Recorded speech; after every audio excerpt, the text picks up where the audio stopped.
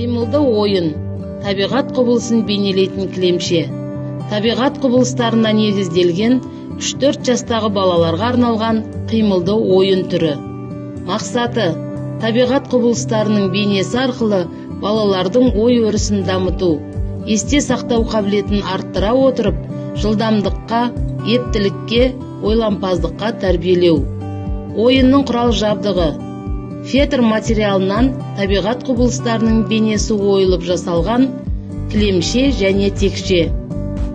Ойын шарты: алдымен кілемшедегі суреттерге көз жүгіртеді, қолдарындағы текшені лақтырып, текшеде табиғат құбылысының қай жақ беті түседі, кілемше үстінен сол суреттің бейнесі бейнеленген жермен секіріп, мәреге жылдамдықпен жетуі қажет.